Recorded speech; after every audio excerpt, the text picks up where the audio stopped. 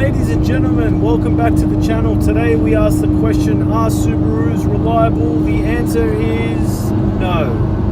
Subarus are not reliable. How do I know this? Because I own one. I have a 2003 WRX STI. It is exclusively my track car. I don't use it for anything else other than a track car. I know that is very hard on cars. I'm not saying they're a bad car.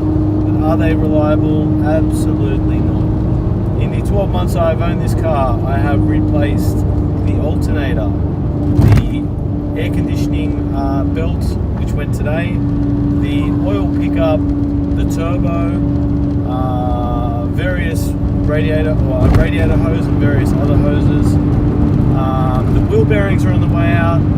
The gearbox is good.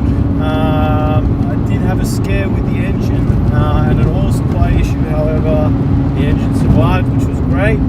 However, the bad news is this Subaru, the EJ207, the very last of the 2-litre Subaru engine, is in fact the most reliable. So they don't get any better than this one, and this one has been disastrously unreliable.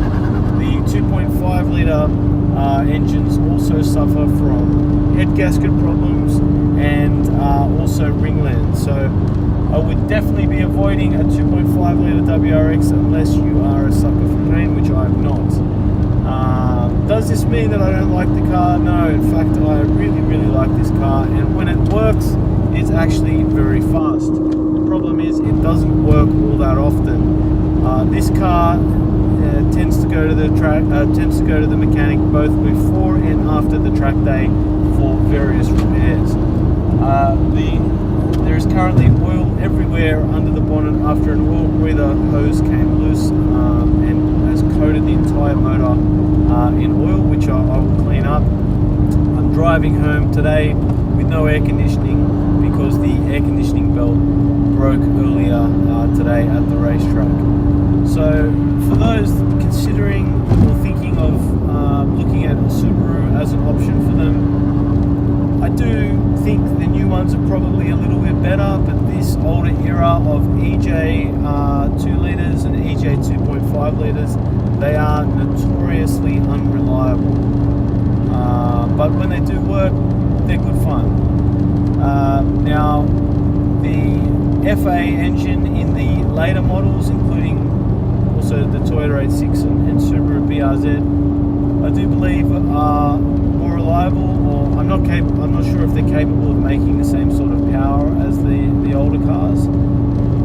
But a couple of other things you should know around Subaru ownership is that they use more fuel than any V8. I've never owned a car that's used as much fuel as this thing. It was on 98, it's now on E85. It was terrible on 98. It is the worst I've ever seen on E85. To give you an idea, I'm getting around 220, 230 k's to a tank, averaging something like 20 litres per 100. That is driving mostly highway. The racetrack today, the consumption was far worse. I would have to estimate it maybe 50 or 60 litres per 100. So you'd be lucky to do 100 k's off a tank, I reckon, which is 50 litres. So do consider that they are not good on fuel. Some of the positive things, they have a really great symmetrical all-wheel drive system which works really well, much better than my Audi. They drive really well. The STI has Brembos, so it stops good. Gearbox is really good. Nice close ratios, very mechanical feel. I do rate the gearbox. Engine sounds great, but really that's where it ends, because it has no power under about 3,500 RPM, and with the standard turbo on my car, it also has very little pull above about 5,000 RPM. So you've got this very small window of power, which while it's there feels great, it's just not there for very long.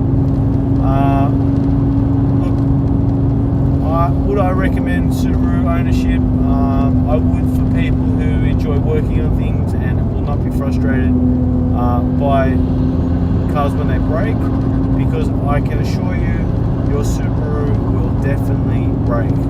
So I'm now at the point where every time I drive this car, I wonder what will break, and it doesn't let me down. Today, earlier today, I was wondering what would go wrong today. As I mentioned, the air conditioning belt broke, leaving me with no aircon. Also, a few other problems, which perhaps not the car's fault, but the battery came loose. The terminal shorted out against the intercooler piping, which caused the car to cut out. There's also fuel surging really bad. However, I am running semi-slicks with an otherwise effectively standard fuel setup, and that is a fairly common problem.